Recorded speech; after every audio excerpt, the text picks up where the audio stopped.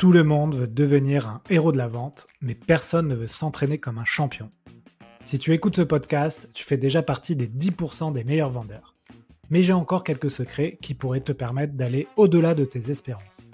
Tu veux les connaître? J'ai un bon deal pour toi. Va sur le site leshéroesdelavente.com, télécharge le playbook de vente, c'est le recueil de tous mes meilleurs conseils que j'obtiens dans le podcast. Fonce les découvrir et tu auras les fondamentaux pour progresser à vitesse grand V et rejoindre le cercle très fermé des héros de la vente. J'ai rajouté un conseil à la fin du playbook, en bonus, qui est pour moi le secret ultime que tous les vendeurs voudraient connaître.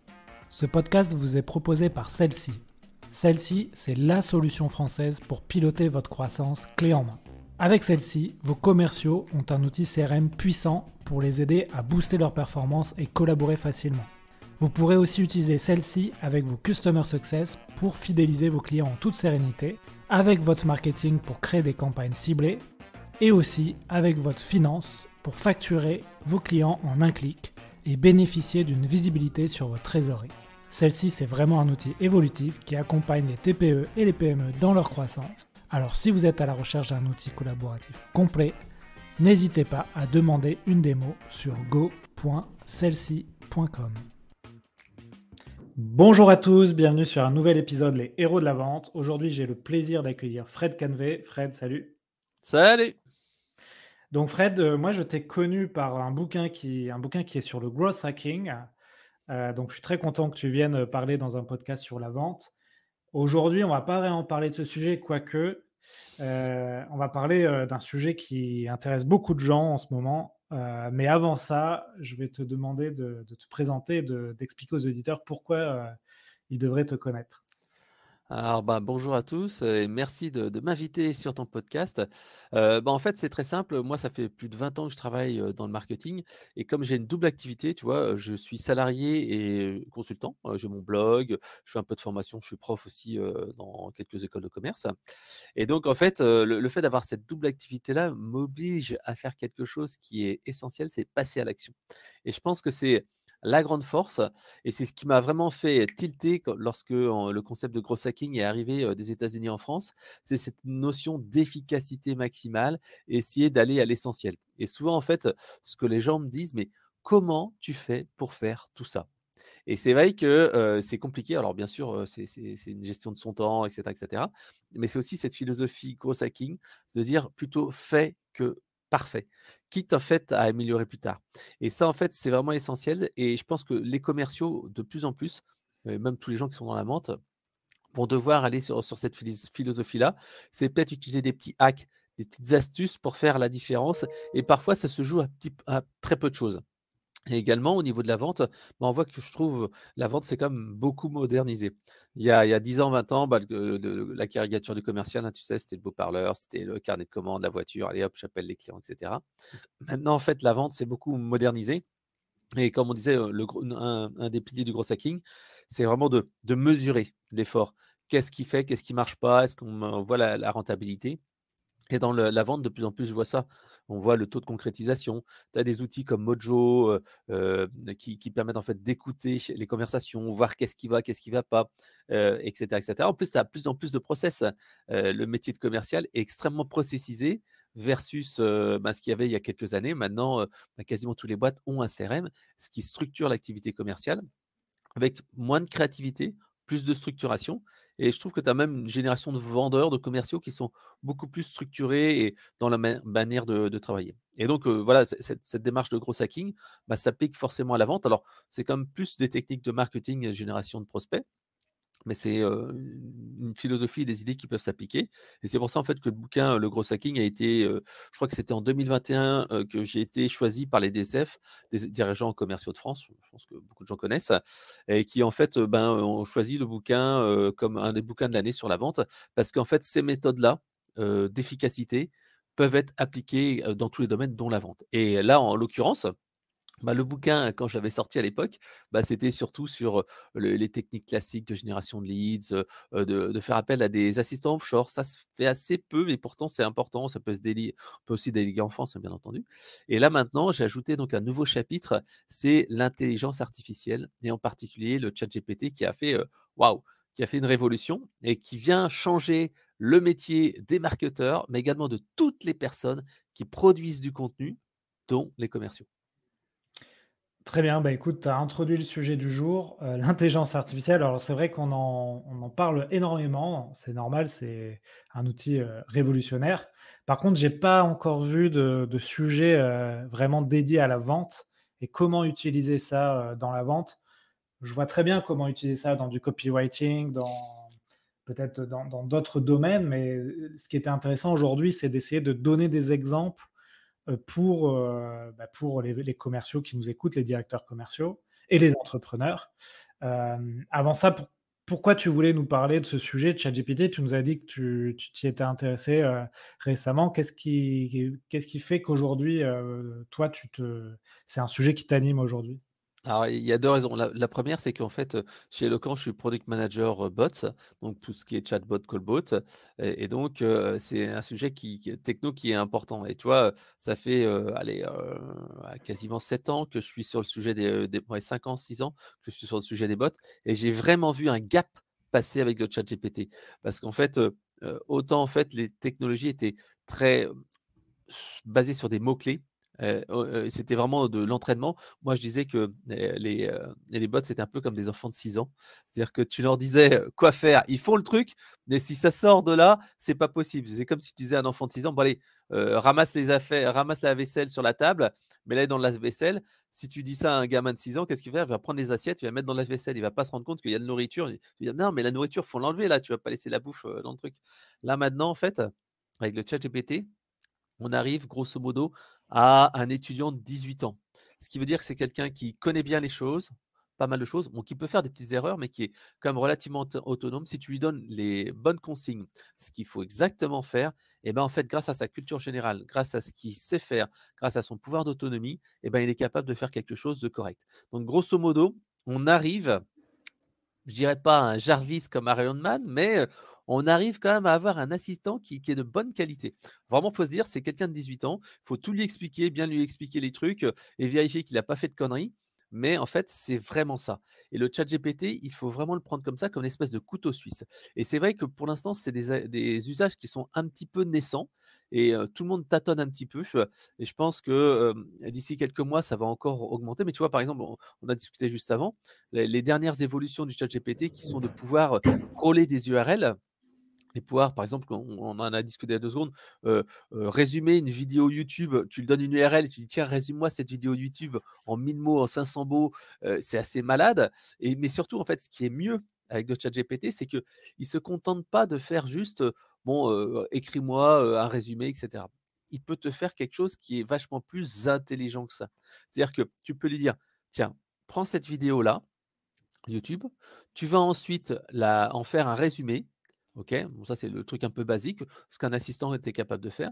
Mais tu peux lui dire: «Et tu me transformes ça en publication LinkedIn de 1000 mots avec des emojis et avec une, méthode d'accroche de type, AIDA», par exemple, ou, avec une méthode, pas à pas ou racontant une histoire. Enfin, raconter une histoire, c'est pas très bon.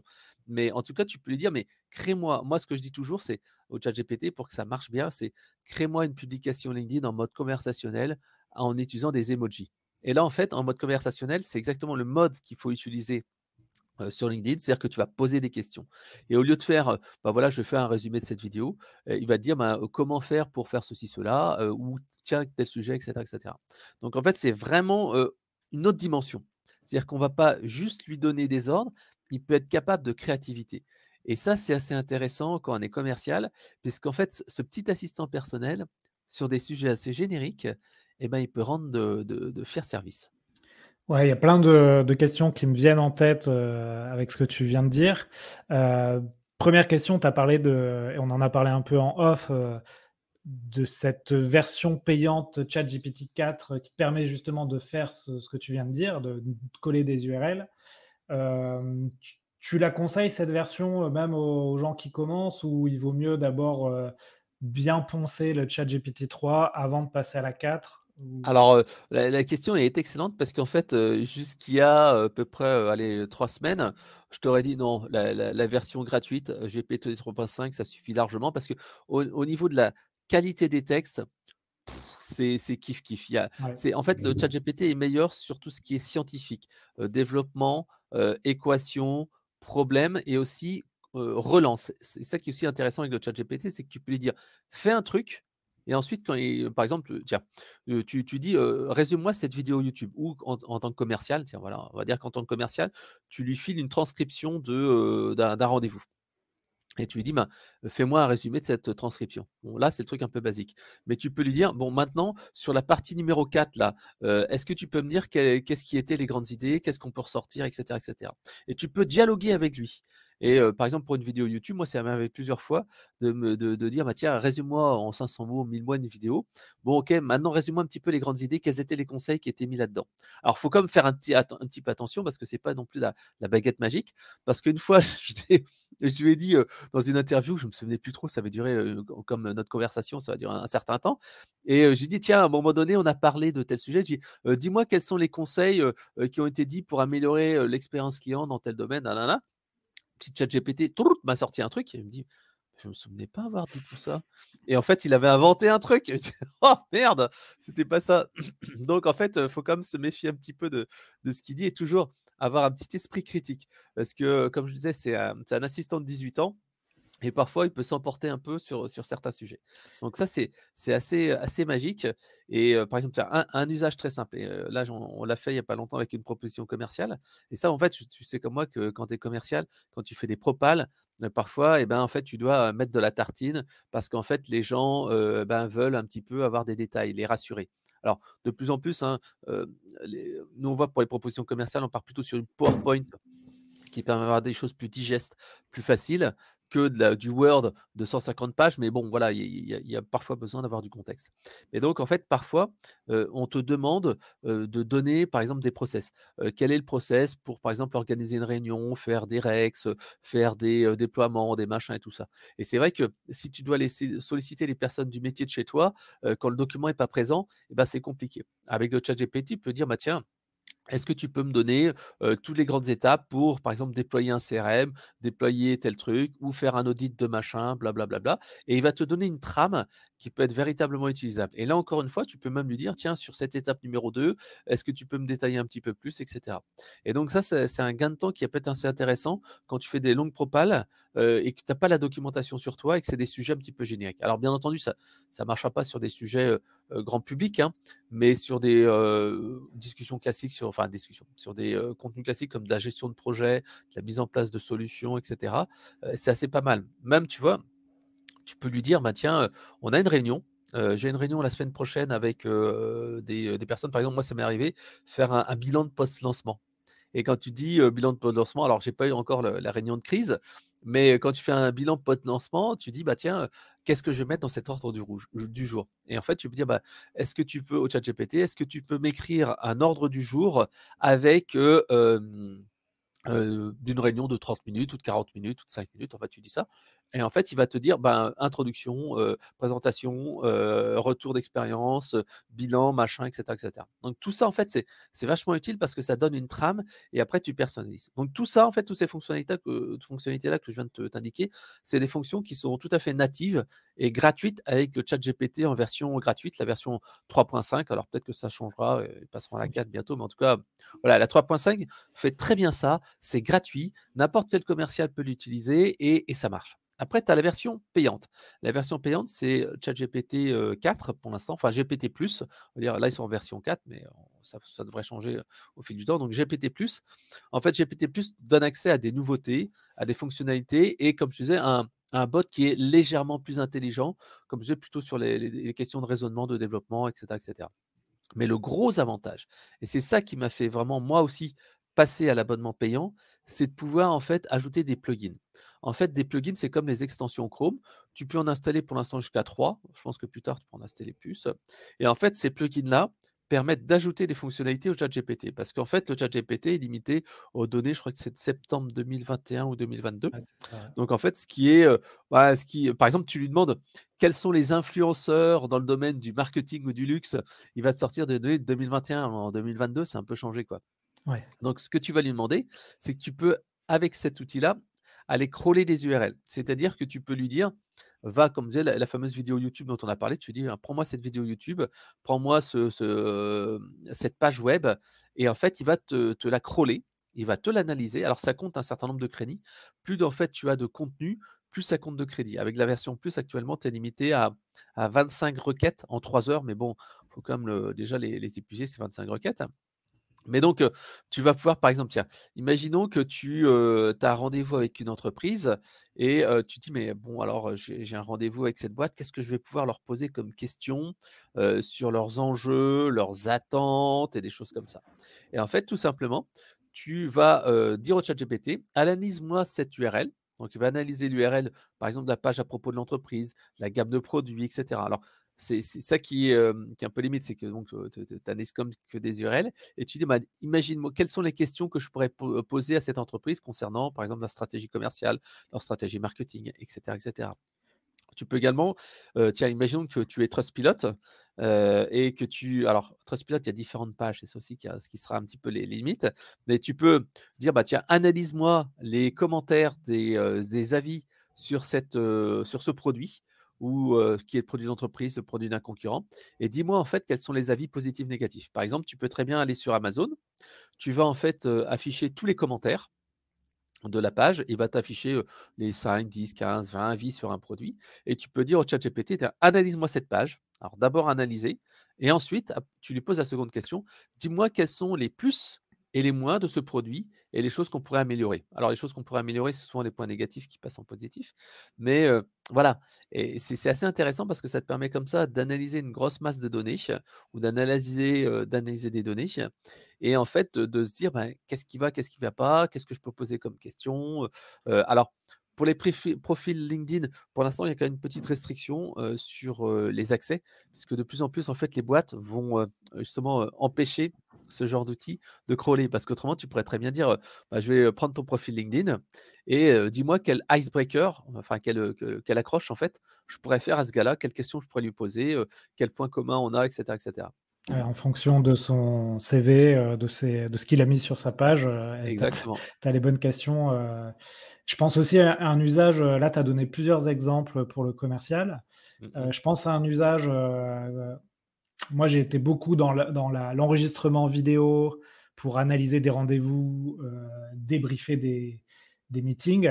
Là, tu pourrais très bien le demander à ChatGPT de te faire le transcript du rendez-vous et de sortir peut-être, le point de bascule, le moment de négociation, des choses dont tu as parlé de Mojo, que fait un Ouais, peu Mojo, que j'ai invité dans le podcast. Mais, ça pourrait être, une application en fait, tout à fait. d'analyse de rendez-vous, via la vidéo, via l'URL de la vidéo que tu mettrais sur, YouTube, par exemple. Et là, ça deviendrait, extrêmement puissant, puisque moi, avant, ce que Ouais. je faisais avec mon logiciel, c'est que je l'analysais de manière, manuelle. Mmh mh. Beh, en fait, c'est ça un peu la complexité. C'est qu'en fait, ChatGPT, il est intelligent, mais il faut bien lui expliquer les choses. Ouais, C'est-à-dire que tu peux lui dire, ben, est-ce que le enfin, il peut pas, il n'a pas cette compétence humaine. C'est-à-dire qu'il va pouvoir te dire, ben, qui a parlé le plus peut-être, ouais, je pense qu'il doit pouvoir te dire qui a parlé le plus. Et tu penses que tu peux dire aussi, est-ce que la personne a dit bonjour? Est-ce que la personne a dit un message, au revoir à la fin? Ça, je pense que tu peux le dire avec un prompt, mais après te dire: «Mais quel a été le point de bascule?» C'est compliqué pour oui, un ça, c'est peut-être logiciel compliqué, ouais. parce que Ouais. lui, le point de bascule, qu'est-ce que ça à quoi ça correspond? Faut être plus En revanche précis, ouais. ouais, tout en fait, ce qui se passe, c'est que donc nous, on connaît le ChatGPT gratuit dont tu as parlé. Il y a le ChatGPT Plus qui est la version, payante, mais aussi tu as ce qu'on appelle le Playground. Le Playground, en fait, c'est la version, avec les API de ChatGPT. C'est-à-dire qu'en fait, là, tu peux coder tout ce que tu veux et c'est vrai que chez Loco, on a commencé à l'utiliser et en fait, tout ce que veux, c'est de dire que tu peux dire, bah, voilà, je vais, prendre cette fameuse, vidéo dont tu as parlé là, enregistrement et en fait, tu dis, ben: «OK, tu prends cette URL, tu donnes ta clé d'API pour, que ça soit réservé à toi et tu crées un prompt sur mesure et à ce moment-là, par exemple, là, je vais faire une démo là le 1er juin d'un callbot, c'est-à-dire d'un robot au téléphone qui va en fait, appeler l'URL du ChatGPT pour en fait, répondre aux questions des gens. Un peu comme, je sais pas, un Akinator, mais pas un Akinator où il va deviner, mais en fait un Wikipédia au téléphone. Et en fait, si tu fais ça, qu'est-ce qui va se passer? Tu utilises l'API, tu vas appeler en fait, le ChatGPT, tu vas poser une question, par exemple, «Qui est Chantal Goya? Quand est né, je sais pas, Emmanuel Macron? Qu'est-ce que les gilets jaunes?» Enfin bref, il va répondre des trucs. Alors les gilets jaunes, je sais pas s'il connaîtra parce que c'est inférieur à telle date, mais bon, voilà, il va répondre un truc. Sauf que, comme le ChatGPT, tu auras fait un prompt de base, il va te faire la tartine énorme. Et donc, en fait, avec cette histoire de requête, tu peux lui dire: «Réponds-moi en 3 phrases ou en 4 mots ou en, je sais pas, en 3 phrases, en 2 paragraphes, sur ce contenu». Et tu peux, en fait, comme ça, paramétrer ton prompt. Tu peux dire, par exemple, si c'était au téléphone, hein: «Résume-moi en 3 phrases, tes réponses», et en fait, suite à la question qui a été posée. Et donc en fait, la question, il va la récupérer et il va la reprendre. Pareil donc pour ce fameux logiciel, c'est se dire, ben, je vais utiliser, cette API pour aller analyser, et grâce au prompt que j'aurais réussi à créer, c'est par exemple, quel était le temps de parole entre la personne et le locuteur, enfin le commercial et l'entreprise, puisqu'en fait tu pourrais faire ça puisque tu as une variable en fait que tu peux analyser. Est-ce que j'ai parlé suffisamment ou pas? Est-ce que par exemple j'ai mentionné telle chose? Est-ce que j'ai dit, telle chose? Est-ce que j'ai bien fait la formule de politesse? Et cetera, et cetera. Et donc là, ça ouvre vraiment des possibilités assez énormes, sur l'analyse en fait de gros volumes. Mais bon, là encore une fois, c'est pas hyper simple, là tu rentres tout de suite dans du développement et des choses un peu compliquées.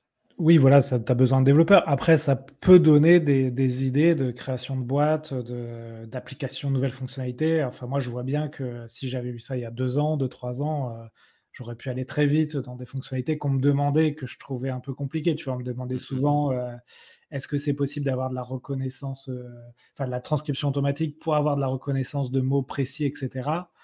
C'est ce sur quoi travaillent des sociétés comme Mmh Gong.io mh. ou Mojo, mais là, ça devient, plus accessible à coder. Ouais, Heu, exactement.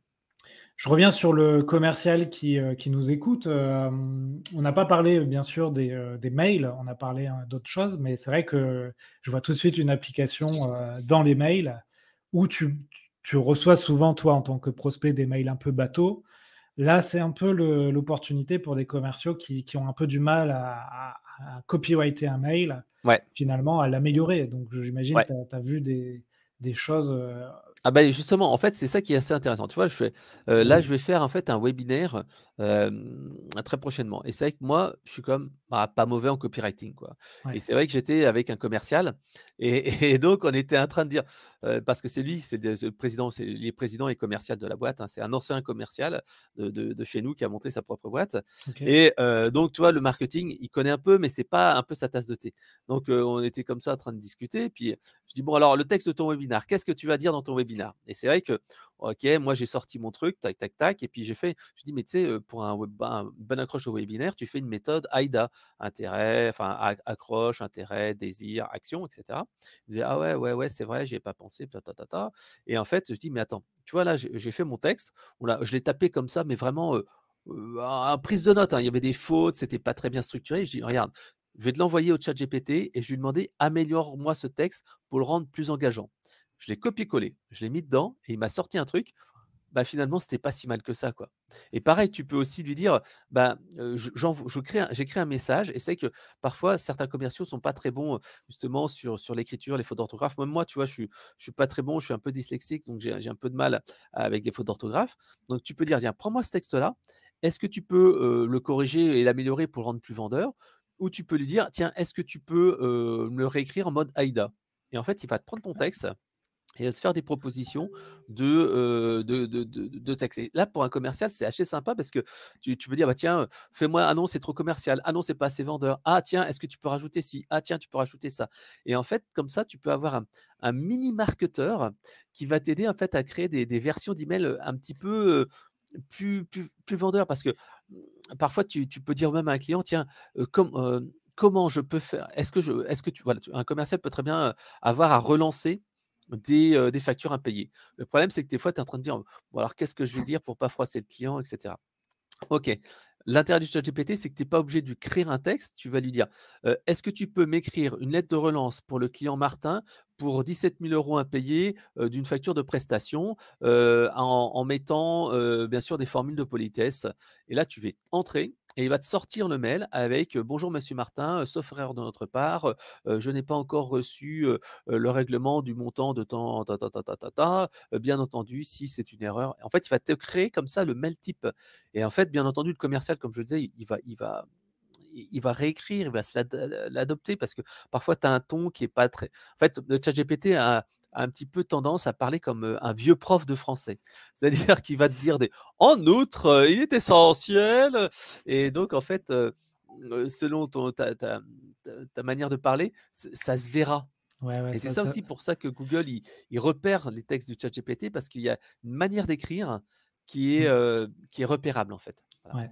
Mais c'est vrai que j'ai fait le test ce matin et hier, de posts LinkedIn où tu vois, tu passes du temps dessus pour essayer d'avoir un copywriting sympa et finalement tu te dis, «Rends-le-moi plus engageant» et il te donne une version alors qui est pas toujours parfaite, mais tout de suite tu vois une amélioration. Il te met des emojis maintenant, ce qui à mon avis n'était Ouais, pas le cas il y a quelques mois, c'est assez drôle et tu peux vraiment c'est conversationnel, donc tu peux lui dire: «Améliore encore un peu le truc», donc il va te mettre un peu plus de détails, un peu plus de phrases et tu peux le faire vraiment de refais-moi une version et à chaque fois, il va pas enfin, il va pas rechigner à la tâche puisque c'est un robot et là, tu vas avoir des trucs, qui sortent qui sont, assez surprenants. J'imagine que dans quelques mois, ce sera encore plus, surprenant. Mais pour un commercial, on dit souvent que les commerciaux, doivent faire du contenu, mais en fait, c'est pas évident ouais, parce que leur alors, moi, j'ai, mon expérience, hein, me mmh, dit que, bah, un commercial, en fait, tu sais comme moi, bah et son métier, c'est d'aller closer du deal. c'est Donc ça. il peut certes prendre du temps, de temps en temps, pour relayer. Déjà, si un commercial, il relaie, il fait des commentaires et tout ça, c'est déjà pas mal. Nous, maintenant, moi, j'essaie d'automatiser ça parce que tu as des outils de growth hacking comme Wallaxy, LinkedIn Helper, Ouais, qui sont vraiment intéressants et tu vois, avec la team commerciale, on peut faire du like d'une cible en fait, soit c'est des gens de l'entreprise, par exemple, tu vas liker automatiquement les publications de tes collègues de bureau, des managers, du marketing, du compte, et cetera. Soit en fait, bah, tu peux aussi liker, les publications de tes prospects types, hein, parce que, quelque part, une fois que tu as commenté 10 fois les publications, le mec il va se dire: «Mais c'est qui ce gars-là?» Donc crée du lien. Mais donc, moi je vois un commerce même j'ai deux trois commerciaux qui sont vraiment, à fond dans le social selling.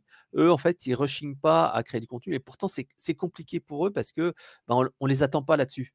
Le directeur commercial, il va pas les ouais, dire: «Ah bravo, tu as fait 3 publications LinkedIn». Il va à la rigueur leur taper sur les doigts: «Hey, tu as pas liké les publications de la boîte là, il y a le boss qui nous dit qu'il faut qu'on bosse là-dessus». Ça, à la rigueur, ça va, mais il sera jamais félicité pour avoir créé des publications. On lui dira plutôt: «Et c'est où les affaires là?» ouais, c'est Donc ça. en fait, ce qui se passe, c'est que, moi je l'ai fait avec, 2-3 commerciaux. C'est-à-dire qu'on a pris un petit peu de temps pour créer des publications avec le ChatGPT. Alors, grosso modo, il faut un quart d'heure et en fait, en un quart d'heure, tu peux programmer comme ça une publication, et tu peux, comme ça, animer son compte de manière un peu différente et on a eu le cas, comme ça avec, mon collègue Jean-François. Donc, il y a 2 méthodes, en fait, pour le faire. Alors la première méthode, c'est la méthode vraiment très feignante et la deuxième méthode, c'est la méthode un peu plus, intelligente. Alors je vais commencer par la méthode un peu plus intelligente, se mettre en valeur l'humain. La méthode la plus intelligente, c'est ça. C'est tu dis: «Quels sont les sujets polémiques, de notre secteur d'activité où tu sais qu'il va y avoir du like, du commentaire, de la passion et des choses comme ça. Par exemple, moi je sais que c'était, le NPS. Le NPS dans le domaine de la relation client, c'est toujours un sujet qui fait couler de l'encre parce qu'il y a les pour, il y a les contre. Ouais. Non, c'est pas bien, c'est bien, machin, et cetera, et cetera. Et je dis: «Bah tiens Jean-François, on va se faire une publication sur pour ou contre le NPS, quelles sont les limites, les machins». Et donc, je lui dis: «Bah, ce qu'on va faire, on demande au ChatGPT, dis-moi quels sont les plus et les moins du NPS, avec des avantages et des inconvénients». Donc en fait, on a eu cette, publication de base là, avec, comme tu as dit, des emojis, en mode conversationnel. C'est vraiment important de dire mode conversationnel. C'est là, en fait, où tu vas vraiment te faire un post, pas auto-promo comme d'habitude, qu'on voit trop, mais vraiment où il pose des questions. Donc, voilà et je crois que la publication c'était, le NPS, pour ou contre, avantages, inconvénients. Est-ce que c'est la panacée? Enfin, j'en sais rien, il a mis un truc comme ça. Donc là, il y avait un contenu de base, mais qui était pas génial. Parce qu'en fait, le ChatGPT, il sait faire des trucs génériques, mais il est pas expert. Donc en fait, quand tu as un contenu comme ça, tu dois faire un, virer les trucs qui sont trop génériques, qui sont hors sujet, blablabla. 2, tu dois rajouter ton expertise, avec un cas client, bonne pratique, un retour d'expérience et 3, tu dois donner ton point de vue, en disant: «Selon moi» ou «D'après moi» ou d'après mon expérience, ta, ta, ta, ta, ta, ta. Et là, tu montes en fait ton expérience. Et lié à ça, après, bien sûr, tu demandes quel est votre point de vue en entrée et tu demandes quel est votre point de vue, donnez-moi vos commentaires, ta, ta, ta, ta, à la fin. Et là, en fait, tu as une publication qui est non seulement avec un sujet viral parce que tu le connais. Deuxième chose, tu as un mode conversationnel, donc qui engage la conversation. Tu as la valeur ajoutée du ChatGPT qui est assez générique. Tu as ta propre valeur ajoutée à toi et tu as un début d'échange. À la rigueur, si tu invites des collègues de bureau ou d'autres personnes à liker, à commenter, qu'en pensez-vous, etc. Bam, ça rajoute un petit peu. Et là, en fait, tu fais une publication qui est assez sympa et qui marche pas mal.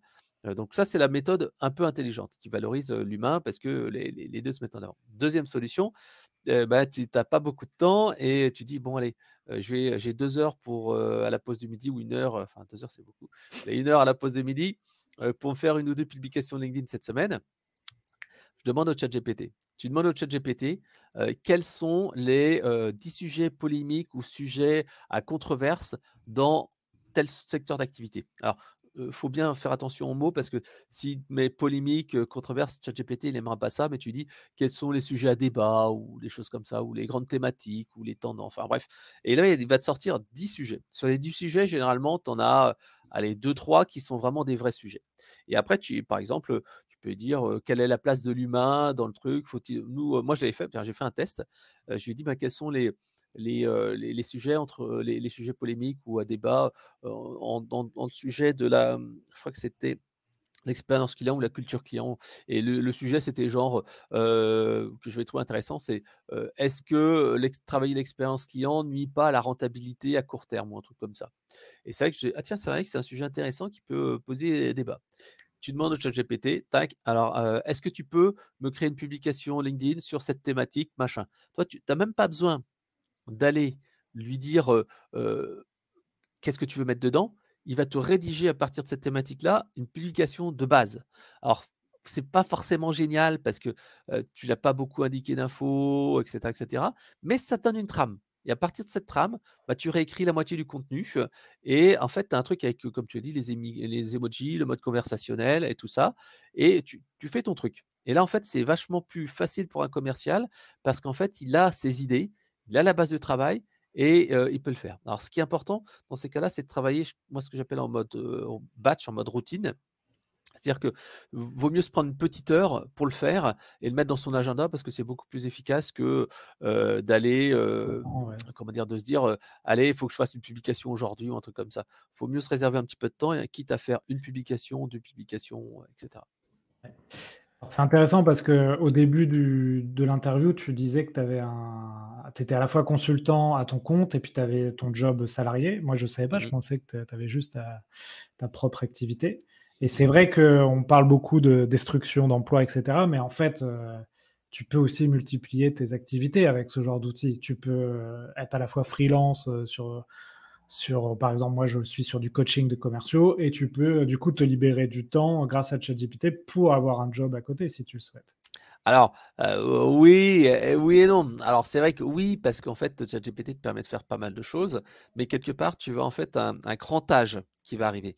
D'ailleurs, tu auras une différenciation entre ceux qui maîtrisent le ChatGPT et les autres. Et ça, en fait, ça va être un problème en entreprise parce que d'un côté, tu vas avoir les gens qui sont plutôt seniors. Par exemple, ma collègue Chantal, je parle tout le temps d'elle, qui est une puriste de l'écriture, qui a des boutons dès qu'on parle du ChatGPT. Ouais. Bon, pas à ce point-là, Chantal, tu me pardonneras. Et elle, en fait, elle dit: «Non, non, moi, je vais écrire mes propres textes, et cetera, et cetera». Et les petits jeunes qui vont sortir de l'école, qui auront été picousés au ChatGPT parce que moi, je le vois, hein, quand j'ai mes élèves, en cours, bah, le Et ChatGPT, il tourne souvent, quoi, hein. Et quelque part, tu vois, par exemple, je leur donnais un petit exemple de copywriting là, je mettais: «Tiens, voilà des fonctions. Est-ce que tu peux, alors une partie de leur épreuve, c'est que tu transformes ces fonctionnalités, par exemple, des fonctionnalités de logiciels, tu me les transformes en bénéfices». Et c'est vrai que pour eux, c'est compliqué, hein, parce qu'il faut qu'ils se mettent dans l'esprit que, telle fonction, ça devient tel truc. Et ben, en fait, avec le ChatGPT, finalement, tu le fais en 3 secondes, quoi. ouais. Et là, voilà. Donc en tout cas, tu auras vraiment une différence entre ces gens qui sont, qui veulent pas ou qui n'ont pas ou qui n'ont pas pris le temps de se former au ChatGPT et les autres, en fait, qui vont arriver, qui vont pas avoir on va dire ce recul ou ce truc là-dessus, qui vont, se dire: «Bah, tiens, bon allez hop, je me fais pas chier, hein. J'ai un email à écrire, sur, par exemple, un texte ou peu importe, je le fais. Mais d'ailleurs, moi, je le vois au niveau de l'écriture, chez pas mal de mes étudiants, bon, moi, je leur jetterai pas la pierre, comme tu sais, je suis pas très bon en orthographe, mais il y a pas mal d'étudiants qui ont une orthographe un peu moyen et justement ma collègue Chantal se plaint toujours de nos petits jeunes en disant: «Ah non, mais c'est pas tout à fait français, ah la tournure» parce que, Chantal est très littéraire, elle est très, très douée pour les textes, mais elle comment dire? Elle écrit un petit peu comme, le ChatGPT en vieux prof de français avec des en outre, tu vois? À chaque fois on rigole de tout ça parce que, elle écrit des petites phrases comme ça dans enfin à chaque fois nous, tu vois? Quand on se fait des pitchs pour des webinaires, des choses comme ça, on coécrit le pitch. C'est-à-dire que Chantal ou moi, enfin, généralement, je lui file une base, Chantal écrit, je corrige s'il y a des trucs, à rajouter et cetera. Donc on travaille vraiment en mode collaboratif et à chaque fois, elle me dit: «Tu verras, j'ai mis un petit en outre, en revanche, machin et tout ça». Je dis: «Beh, c'est le ton de la boîte, si tu veux avoir un ton corporate, fais-le». Ouais. Moi j'écris comme je parle parce que sur LinkedIn, c'est important d'avoir ça parce qu'il faut réduire le frein. Comme en copywriting sur une page de vente, il faut que la page de vente se fasse comme une lecture. Donc tu dois écrire comme tu parles. Et donc en fait, voilà, donc il y a vraiment une différence entre ces personnes-là et tu auras des gens qui maîtriseront bien et qui gagneront du temps par rapport aux autres et les autres qui vont être un petit peu, à perdre un petit peu de temps et ça je pense qu'il y aura un petit tassement à se faire sur ces 2 usages Et en même et temps, ouais. les étudiants qui, ne passent que par ChatGPT, à un moment donné, peut-être qu'il va y avoir un souci de structuration de la pensée ou de, tu vois, tu Ah oui? disais de transformer des fonctionnalités en bénéfices, s'ils ont plus de ChatGPT parce que je sais pas, ils ont pas leur ordi à dispo, ils sont en réunion, tu vois? S'il faut faire Ouais, gaffe. mais même, à un moment donné, c'est comme, le calcul, tu vois? Moi, il y a 20 ans de ça, bah, je faisais tout de tête, hein. Quand on faisait des additions au restaurant et tout ça, je faisais tout de tête. Quand on me demandait de faire des calculs de rentabilité, de machin, je faisais tout de tête. Maintenant, je sors ma calcul, quoi. Je suis plus capable de faire une addition au restaurant pour savoir, «Bon alors, on est 5, tu vois le sketch de Muriel Robin, combien tu dois?» Ouais. heu, Et là, du mais tu coup, c'est, ça on se tran on passe dans un podcast philosophique Ouais, ouais. de est-ce Alors que c'est après, si bien, on est-ce que revient c'est pas sur le bien? le concret et le terre à terre, tu vois, moi je le vois, il y a souvent des commerciaux qui ont justement, qui font des petites fautes, qui ont pas forcément les capacités d'écriture et ben, tu peux très bien, prendre ton email et dire: «Allez hop, réécris-moi cet email, ce texte» et cetera et c'est pas mal, donc tu vois, il y a des choses qui peuvent être assez sympas et même tu peux aller plus loin parce que comme je le disais, le ChatGPT, c'est pas juste, «Fais-moi ça de manière, littéraire». Par exemple, là, dans beaucoup de boîtes, Eloquent pour l'instant est très franco-français, mais dans les boîtes dans lesquelles j'étais précédemment, qui étaient, des boîtes internationales, bah, en fait, le langage anglais est devenu comme pas mal la norme.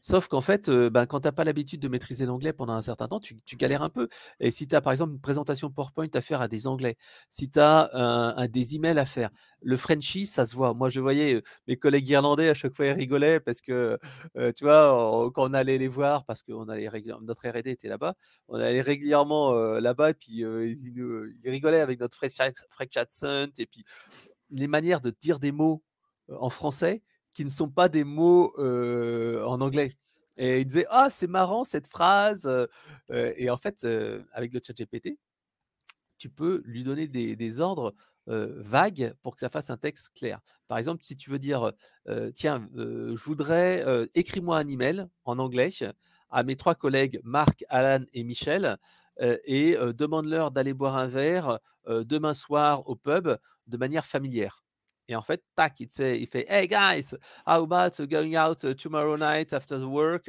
et il va te faire un truc, tu vois? Il va te faire la phrase comme Ouais. ça et c'est assez C'est impressionnant. c'est vrai que moi, j'ai bossé, dans des environnements, internationaux avec des boîtes américaines et forcément, j'étais pénalisé puisque j'étais un des seuls Français de la boîte. Du coup, je communiquais beaucoup en anglais et du coup, je prenais du temps pour, traduire, réfléchir. Attention, il y a des fautes, ma tournure de phrase et cetera et alors qu'avec cet outil, finalement, tu peux très vite, évoluer dans un environnement international, même si c'est pas ta langue natale, bam, bam, bam, comme tu dis, avoir tes prompts et les Ouais. ma au moins pour les Alors c'est pas mails la solution miracle, hein, il oui, faut c'est pas ça. non plus, se dire que tu vas devenir fluent in English, mais Non, mais ça aide un peu. résumer une pensée complexe par écrit, tu vois, en anglais, ça prend du temps. Alors là, ça tu gagnes un temps fou et Mmh. j'imagine qu'en plus, à ça, ça va s'ajouter sur les Google Meet, les visios où finalement tu vas parler dans ta langue natale et tu auras une traduction, une transcription, en anglais, voire une Alors autre ça, voix. pour l'instant, je l'ai pas testé, mais c'est clair que, bah, tu as déjà des applications comme ça et c'est Ouais. pas mal. Mais le problème, la limite de ça, c'était que, par exemple, tu vois, moi, quand je bossais chez une boîte belge qui était internationale, c'est vrai que, bah, j'étais incapable, mais vraiment incapable de faire des pages de vente en anglais. Et heureusement qu'on avait, une franco enfin c'est pas une franco, c'était une anglaise qui était, bah, quasiment qui était bilingue en français et donc elle savait tout à fait faire l'inverse.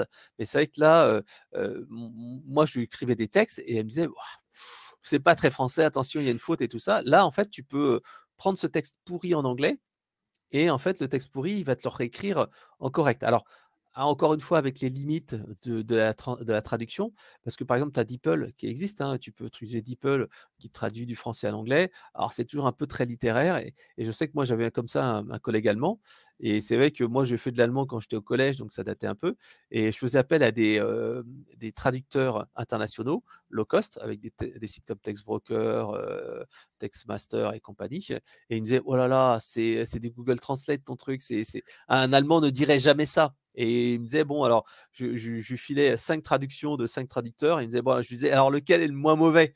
Et il me disait: «Bon, c'est celui-là le moins mauvais, j'aurais le moins à réécrire». Et là, je te dirais que j'ai pas suffisamment de recul pour avoir du texte, vraiment de qualitatif, mais pour un commercial qui veut, traduire des mails, traduire des PowerPoint, traduire de la DocWord, et cetera, ça fait le job d'un premier niveau, voilà, d'un premier niveau. Ouais. S et c'est ça, en fait, souvent qui est un problème, c'est que, dans les métiers comme ça des services, c'est que le premier niveau, prend du temps et après derrière en fait, tu galères, à un petit peu améliorer mais déjà le premier niveau c'est déjà un premier pas quoi, voilà. Ouais et puis, on s enfin là, moi, je suis beaucoup dans le milieu des startups. On te dit souvent, visez l'international, vous cantonnez pas à la France et cetera. Tout de suite, la barrière à l'entrée de: «OK, il faut que je prospecte des gens via des mails, via des messages LinkedIn et cetera, en anglais», bah, tout de suite, ChatGPT te permet d'avoir une barrière à Un l'entrée premier niveau, ça fait un premier niveau. moins élevée, Après il ouais. faut savoir que, les Américains, aiment bosser avec des Américains, hein. Oui, Tu il y a quand même, alors c'est très compliqué. L'internationalisation des solutions, sauf si tu as une solution pure SaaS, self-care, c'est ça. ça va, mais par exemple, comme je disais, moi je travaillais chez Effici, une boîte de CRM, belge qui vendait en France, en Belgique, en Angleterre, en Turquie, partout, en Allemagne, blabla.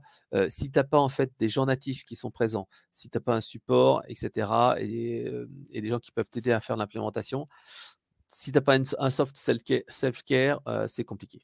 Ouais et d'ailleurs, après on passera aux questions de la fin, mais le CRM, tu vois, ça peut être une autre application. Souvent les commerciaux, rechignent à remplir leur CRM. Ah bah, là, c'est déjà le cas. En fait, là, il y a pas le chat GPT, mais par exemple, nous, bah, on peut proposer ça. C'est-à-dire qu'en fait, tu as 2 types d'outils. Tu as le premier type, en fait, qui permet, avec ton téléphone, tac, tu prends des notes. Alors, tu as des CRM natifs comme noscrm.io qui font ça, mais maintenant, si tu as d'autres outils, par exemple, il y a, Sentieri21 et Randstad qui utilisent ça. Alors Sentieri21, en fait, c'est simple, c'est post rendez-vous. Ils utilisent une petite application et ils parlent dans leur téléphone et ils disent: «Bah, voilà, j'ai OK, fait un rendez-vous, pour un vendre un 3 pièces, avec, vue sur le salon, bla et ça va remplir ton CRM. Avec Randstad automatiquement. aussi, OK. pareil, c'est, le rendez-vous commercial où, tu remplis automatiquement le CRM et donc tac, ça va te créer le CRM. Ça te propose après des tâches, derrière qui sont, bah, tiens, est-ce que, tu veux remplir un rendez-vous? Est-ce que tu veux créer une opportunité? Blablabla. Alors pour l'instant, c'est des solutions qui coûtent cher parce qu'enfin, sauf nos CRM.io où c'est natif, le compte rendu de rendez-vous, tu le fais en audio et tac, c'est enregistré en audio. Mais les solutions comme, Century 21 et puis, Randstad, c'est assez cher parce que tu dois reconnaître donc les mots dans les phrases et ça va te remplir après le CRM derrière. Donc c'est pas encore très self-care, mais c'est un premier niveau. Et ça, c'est pour les commerciaux. Et pour le service client, les gens qui sont au téléphone, et ben, en fait, tu as la même chose. C'est-à-dire que, la personne, elle parle au téléphone et en fait, elle dit: «Bah, voilà, je suis couvreur, ça fait 5 ans que je travaille dans l'entreprise bidule, je suis prêt à travailler le lundi, le mardi, mercredi» et donc en fait, tac, tac, tac, tac, tac, ça remplit les champs. Éventuellement, le chargé de clientèle, il peut aussi, saisir à la mano les trucs, mais donc en fait, il va te remplir ça dans ton CRM, ce qui est un gain de temps, ce qui te permet de te concentrer en fait sur, la conversation et parfois aussi d'avoir des rappels disant: «Tiens, est-ce que tu as proposé ça? Est-ce que tu as proposé ci?» et cetera et cetera. Ouais, Donc ça, c'est une aide, et les premiers pas du commercial augmenté. OK, excellent. Bah, on fait un petit coucou aux copains de nos CRM puisqu'ils ont sponsorisé le podcast, tu vois? Ouais, On les Sony, et toute son équipe. Non, c'est un bon petit CRM. OK. Et dernière question avant de te poser les questions de la fin, sur la partie intelligence artificielle, tu as pu tester le concurrent qui arrive là, Bard, ou pas Alors j'ai encore? testé un peu, Ouais, je trouve que c'est pas mal, mais j'essaye de me concentrer déjà sur le ChatGPT parce que, ouais, il y a quand même une montée en compétences. Même si tout se ressemble au final. L'art du prompt, tu le retrouveras partout, c'est toujours un petit peu la même chose, mais j'essaie de me concentrer. Par contre, ce que j'ai essayé, mais ça intéressera pas les commerciaux, c'est les outils de génération d'images. Tu as Midjourney, qui est vraiment un ouais, super outil et ça j'ai par exemple, tu essayé, vois, ouais. j'ai pris un abonnement payant parce que, grâce à ça, j'ai toutes mes illustrations d'articles de blog qui sont faites. Ouais, En c'est pas mal. revanche, tu t'amuses un peu trop et tu vois, même avec mes filles, on était en train de travailler, même pas de des formations professionnelles. On était en train de s'amuser et elle me disait: «Tiens, est-ce que tu peux me dessiner un requin avec une tortue, un machin?» Puis elle regardait: «Ah ouais, c'est génial!» et tout ça et c'est pour ça que je te recommande 2 autres outils. L'un qui est un peu en dessous, qui est comme 2 crans en dessous de, Midjourney qui est, Bing Create. Donc, tu tapes Bing Create sur, Google et là, c'est l'outil de Bing qui utilise Wall-E, l'outil de générateur du ChatGPT. Les images sont pas mal, mais je trouve que c'est un petit peu un niveau au-dessous et le deuxième qui est un cran en dessous de Midjourney, qui est, Leonardo AI, qui est un outil en fait qui se rapproche énormément de Midjourney et qui permet comme ça de créer des jolies petites images, assez fun quoi et ce qui est intéressant et ça intéressera les commerciaux prochainement, c'est qu'en fait tu peux, tu vas pouvoir commencer pour l'instant c'est pas encore possible, mais tu vas bientôt pouvoir créer des images avec du texte dedans. Parce que pour l'instant tu peux créer des images, mais et tu peux pas faire apparaître du texte. Là, bientôt, tu pourras intégrer du texte dedans qui peut être intéressant pour faire, par exemple, une accroche personnalisée. Là, par exemple, j'ai reçu, tu vois, un icebreaker d'un gars, qui est dans la gestion de patrimoine. Donc il a fait, tu vois, le message LinkedIn de base, «Ouais, voilà, bon, petite introduction. Ensuite, tiens, est-ce que je peux vous aider pour votre, investissement financier?» Je dis: «Non, ça m'intéresse pas» et il me renvoie après un message, 1 mois plus tard, en me disant: «Hey, est-ce que ça vous dirait de prendre un café virtuel?» et sur la tasse, il y a marqué mon prénom, quoi, tu vois? Ah oui, mais ça Et c'est beau. ça ouais et donc en fait, bon, tu peux imaginer qu'il y a des choses comme ça qui permettraient de générer des images à la volée on demand sur certaines choses. Et la Ça troisième usage c'était le hack, Lemlist ça à un moment ouais, donné, l'Emlist avec la petite vidéo, qui faisait ça, ouais. personnalisée. Mmh. Et la troisième chose, parce que toi, j'essaye plus que chercher plusieurs ChatGPT, j'essaie plutôt d'élargir le truc. Je m'intéresse pas mal aux vidéos générées par, l'IA. Ouais, Parce qu'en fait, moi, en tant que product manager bot, tout ce qui est speech to text, text to speech, donc synthèse vocale et reconnaissance vocale, c'est quelque chose qui est vraiment intéressant. Et là, en fait, tu as quelques outils comme par exemple Synthesia, tu as aussi, ID Studio ID et tu en as un troisième que j'ai testé, alors je vais essayer de te le retrouver là, il y a pas longtemps. Donc un 3 qui est assez sympa où ça commence à être pas mal. Alors, ça remplacera pas une vraie vidéo de vente, ça remplacera pas un vrai commercial, un vrai message humain, mais pour faire une petite, comment dire? Sur une page de vente, par exemple, si tu vas sur, le site EverReady, qui est une petite solution d'intégration des contacts Salesforce dans, enfin, il va pomper, ton téléphone et tes emails, il va te créer tes contacts dans Salesforce, ce qui est assez sympa et un gain de temps.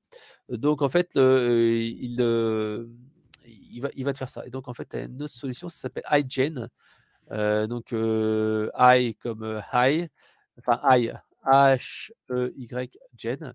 Et en fait, là, il faut que je teste ce petit truc-là et qui permet en fait de générer des petits personas.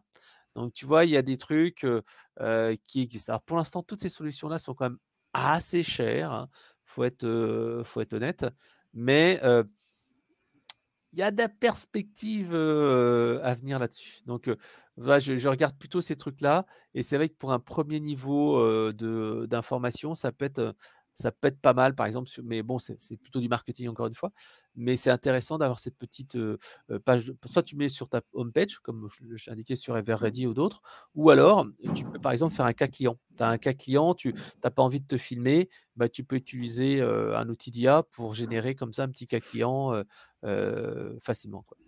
OK, bah, écoute, merci Fred. Je connaissais pas les autres outils, que tu as cités. Je connaissais une Midjourney bien sûr, mais pas les autres, donc on va tester ça.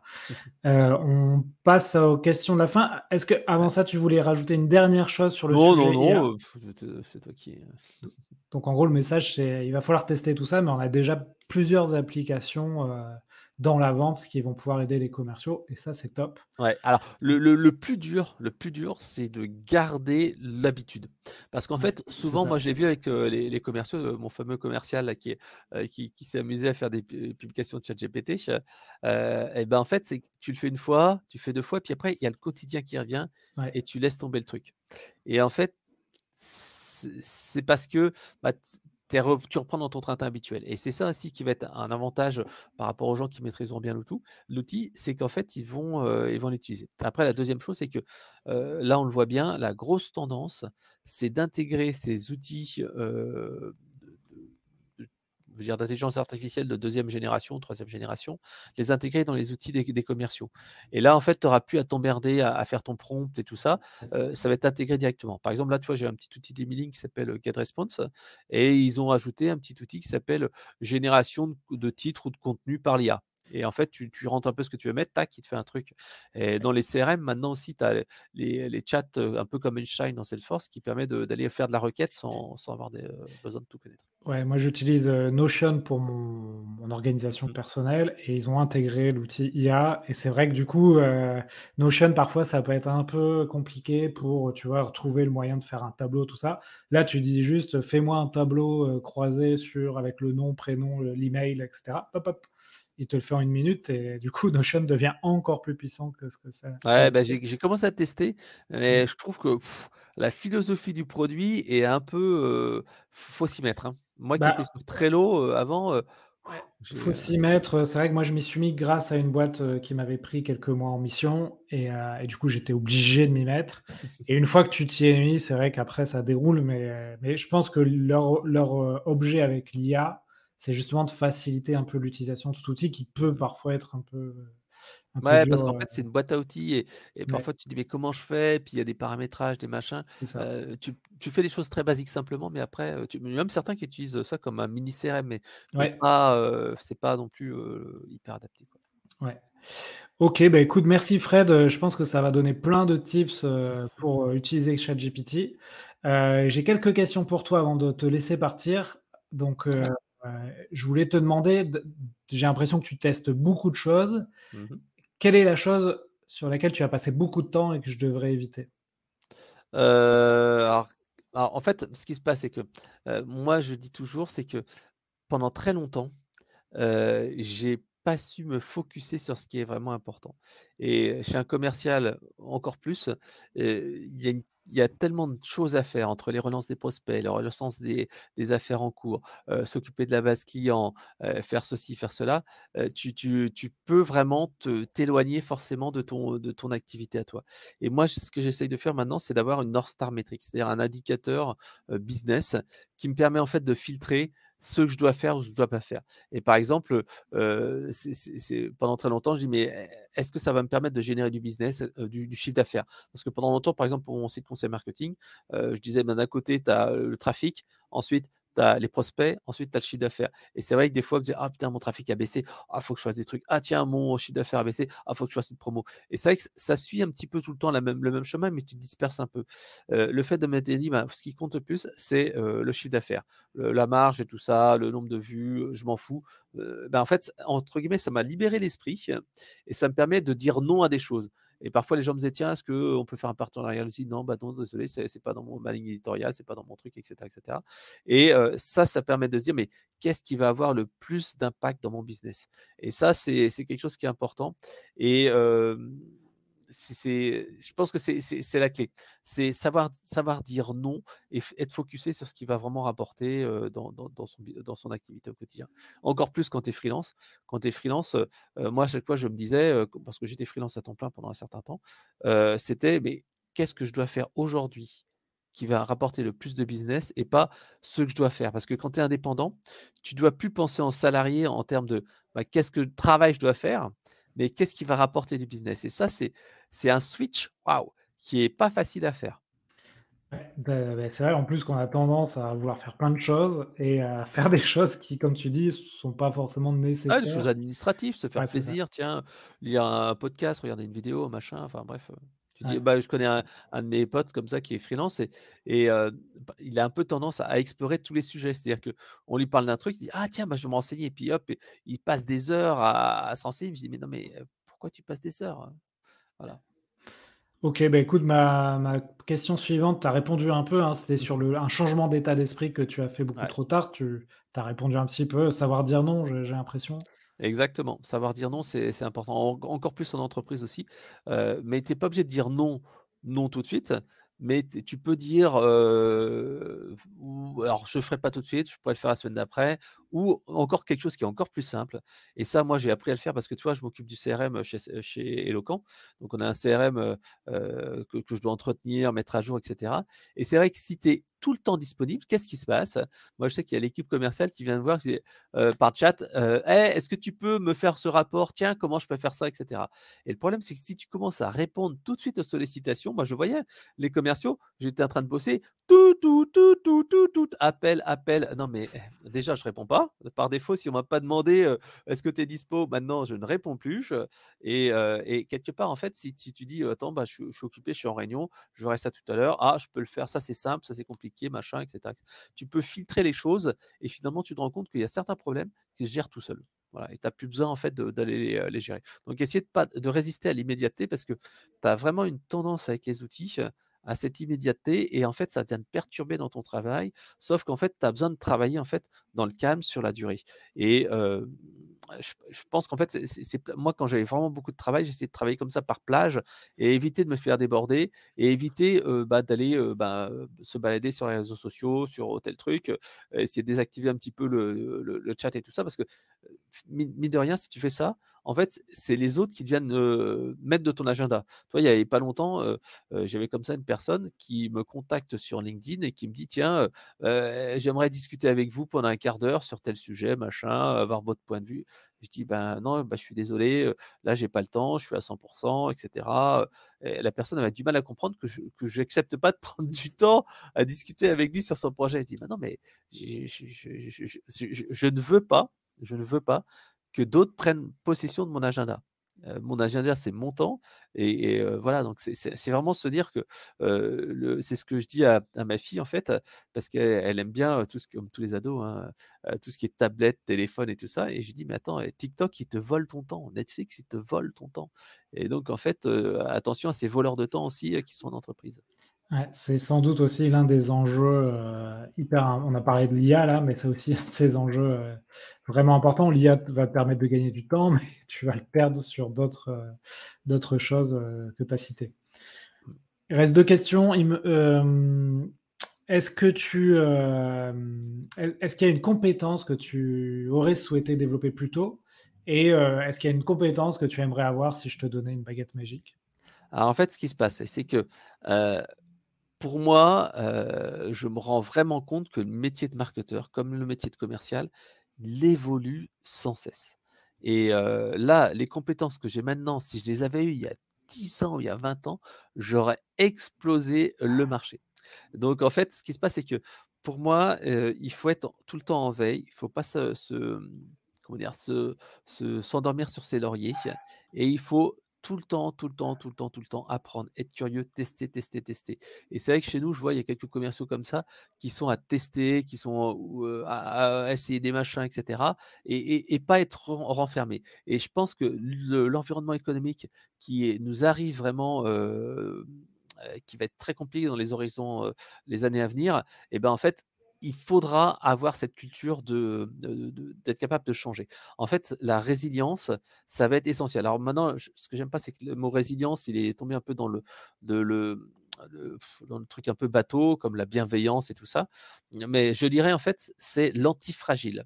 Et ça, en fait, ça va être une compétence, mais qui va être clé dans les années à venir. Parce qu'en fait, moi, je le dis à mes petits élèves que je forme en marketing chaque année, tu vois, j'en ai formé 250 là, cette année.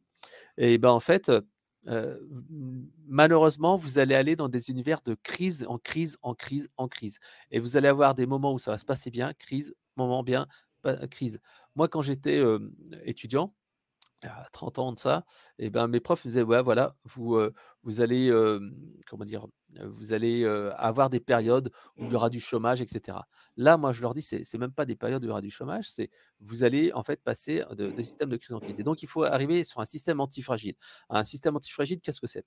En fait, un système fragile, c'est, il résiste au bout d'un moment, mais il casse. Par exemple, tu as un gobelet en plastique, bim, il tombe par terre et il casse. Après, tu as, les systèmes, durs.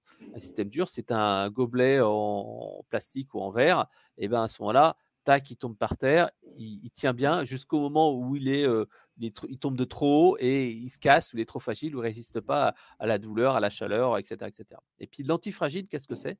L'antifragile, en fait, c'est un système qui va faire en sorte de s'améliorer au fur et à mesure des problèmes. Et en fait, un commercial va devoir, en fait, avoir cette mentalité-là et donc se dire: «Bah, tiens, bah, il y aura des problèmes, je devrais en fait les accepter, si possible les prendre en positif, c'est ce que j'essaye de faire. Tu prends le positif de ce truc-là qui t'arrive et tu dis: «Bon OK, d'accord, il y a un problème là-dessus».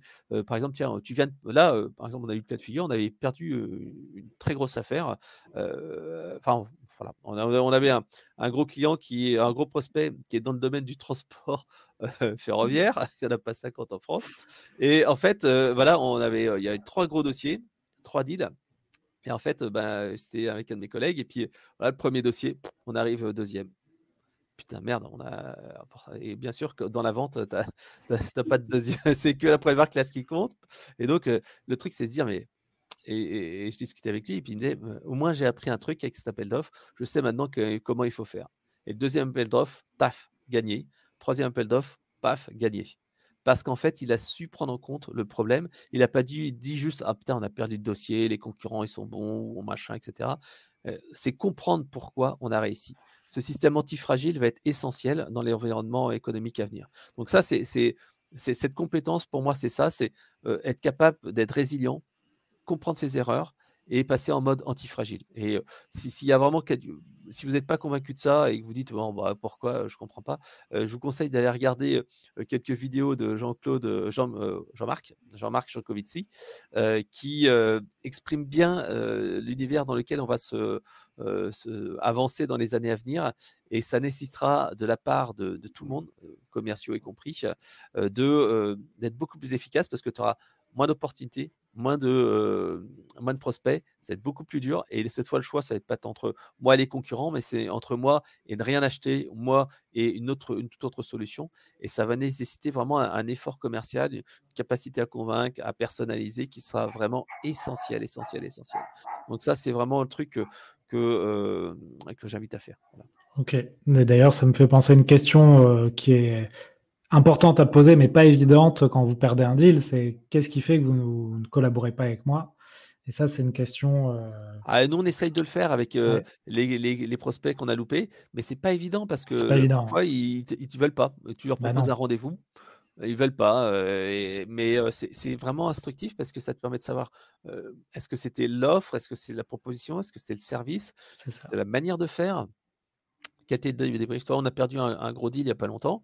On a eu un débrief et c'est vrai que, ben, la boîte nous a quand même accordé, 1/2 heure de débrief. Elle nous a dit: «Ben, voilà, là, Ah, vous c'est étiez bien. bon, là, vous avez pas été bon» et c'est vrai que tu comprends: «Ah ouais, d'accord, ouais, ouais, OK, OK, OK». Bon, voilà. OK. Dernière question et après je te laisse aller, Mmh. déjeuner Fred. Si tu pouvais inviter quelqu'un dans le podcast, tu me proposes, qui? Alors, je dirais Jean-Marc Jancovici, bien entendu, mais c'est hyper compliqué. Mais je pense que, tout commercial, et même chef d'entreprise, tout le monde devrait écouter au moins un de ses discours récents sur, le futur qui nous attend. Ça, c'est vraiment important parce que, on se rend pas compte. C'est comme l'intelligence artificielle, on a parlé du chatbot. Toi, il y a une multiplication par 2 des capacités des chatbots tous les ans ou tous les 2 ans. On va dire, voilà, par 2 tous les 2 ans, on va dire, grosso modo. Voilà, on multiplie par 2 et donc tu as vraiment, des gaps qui se font et ça va tellement vite qu'en fait, on n'est pas capable, nous, humains, d'anticiper ça parce qu'on est sur un temps long différent. Et donc en fait, ce qui se passe, c'est que, i on va pas se rendre compte que notre manière de travailler va changer avec ces nouvelles technologies. Donc voilà, donc et pareil pour l'environnement climatique et énergétique, et ben, on se rend pas compte que, nos conditions de travail qui sont, pour l'instant hyper agréables, vont changer. Donc il est important de prendre conscience de ça et anticiper. Mais bon, pour revenir à la vente, pour des choses qui t'intéressent un petit peu plus, à ce moment-là, je te conseillerais, 3 personnes qui sont vraiment intéressantes selon moi. Alors le premier en fait, c'est Guillermo di Bisotto, qui a écrit, plusieurs bouquins, C'est où qu'on signe. Tiens, d'ailleurs je l'ai là, hop, ici, hop, C'est où qu'on signe, qui est paru, il y a un mois aux éditions Erol, qui est un bouquin sur le traitement des objections, qui est assez intéressant et qui a un discours, assez, bon c'est cla j'ai pas, iconoclaste, mais je trouve qu'il a un discours qui est sans prise de tête. Par exemple, OK. tu vois, à se dire quand tu appelles au téléphone, est-ce que tu dois, demander ou pas aux personnes, pourquoi tu appelles? Et c'est vrai qu'il dit, et c'est ce qui a été prouvé par des outils comme Gong. C'est vrai qu'il vaut mieux que tu dises pourquoi tu appelles directement au téléphone. Voilà et voilà. Donc le 2e en fait, Emmanuel Faure aussi que j'aime pas mal, sur la partie, écriture. Il a écrit un bouquin aussi sur la prospection et c'est vrai que, la prospection est souvent quelque chose qui est assez difficile chez les commerciaux parce que, moi je vois chez nous, ça c'est un vrai métier la prospection parce que c'est dur. Tu te prends vraiment des taquets et donc il faut vraiment avoir, une mentalité et accepter ça, pas comme une claque, mais voilà, je sais pas comme un jeu, mais presque. Et le dernier, c'est Steph Landy, qui est assez intéressant. C'est un marketeur, suisse et qui a écrit plusieurs bouquins sur la vente, dont et le marketing, dont le psychomarketing et c'est vrai que c'est assez intéressant parce que pour lui, en fait, c'est la entre guillemets «la persuasion», qui est un petit peu, mis en avant chez Robert Cialdini.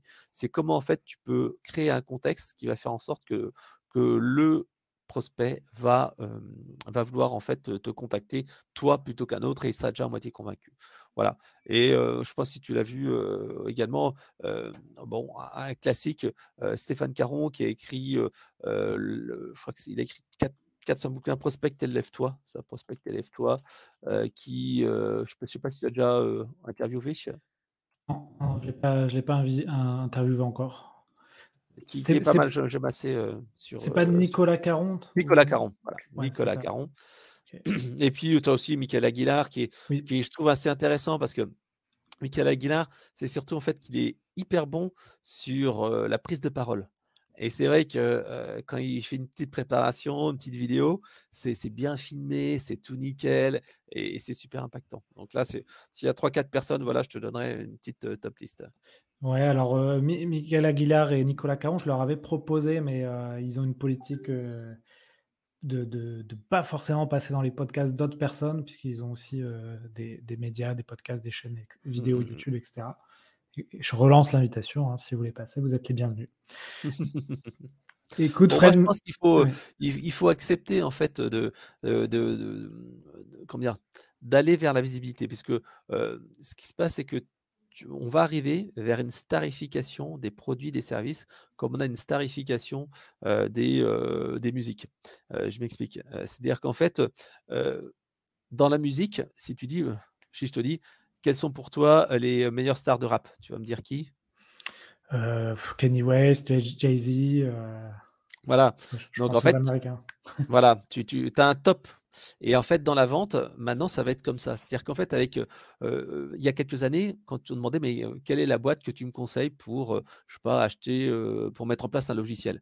Bah, les gens diront: «Oh bah, ouais, ouais, je connais le truc qui, le gars à côté de chez moi, qui a fait appel à machin et cetera».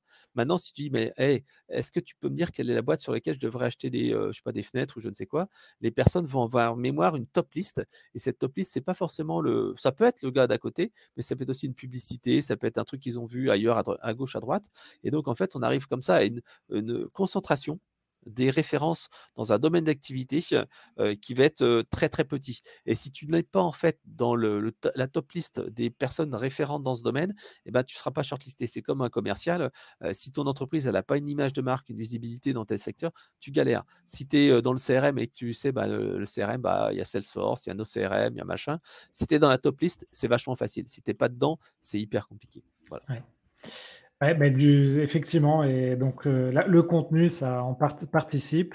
C'est aussi pour ça que j'ai des sponsors podcast, hein. C'est que, comme tu l'as dit, des CRM ont envie d'être, visibles, sur des contenus de niche.